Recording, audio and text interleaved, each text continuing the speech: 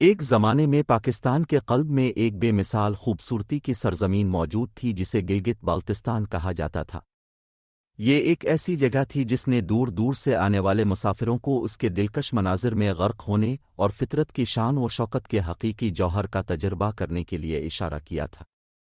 جیسے ہی سورج قراقرم اور ہمالیائی سلسلوں کی بلند و بالا چوٹیوں پر طلوع ہوا، نیچے کی وادیوں پر سنہری چمک ڈال رہا ہے، مہم جوؤں کا ایک گروپ گلگت بالتستان کی دلکش خوبصورتی کو دیکھنے کے لیے سفر پر نکلا۔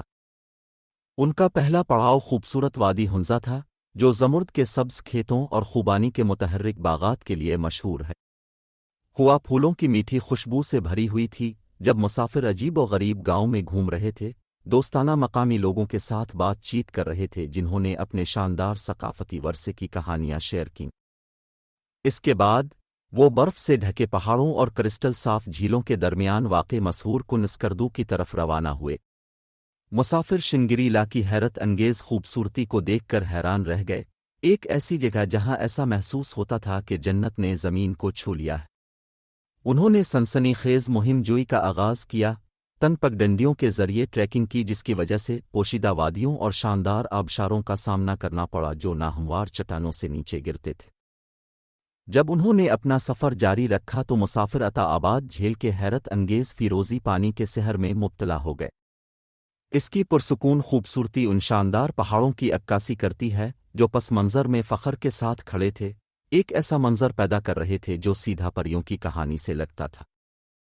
گلگت بالتستان کے قلب میں انہوں نے صوفیانہ دی وسائی کے میدانوں کو دریافت کیا، جو برف سے ڈھکی چوٹیوں سے گھرا ہوا گھاس کے میدانوں کا ایک وسیع و عریض علاقہ۔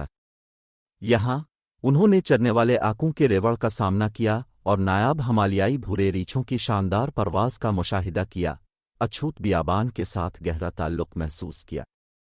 اپنے پورے دورے کے دوران مسافروں کو مقامی لوگوں کی گرمجوشی اور مہمان نوازی نے گلے لگایا۔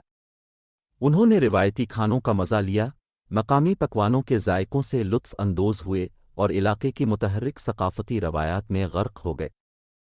جیسے ہی ان کا سفر اپنے اختتام کو پہنچا، مسافروں کو احساس ہوا کہ گلگت بالتستان محض قدرتی حسن کی جگہ نہیں ہے، یہ روح کے لیے ایک پناہ گاہ تھی۔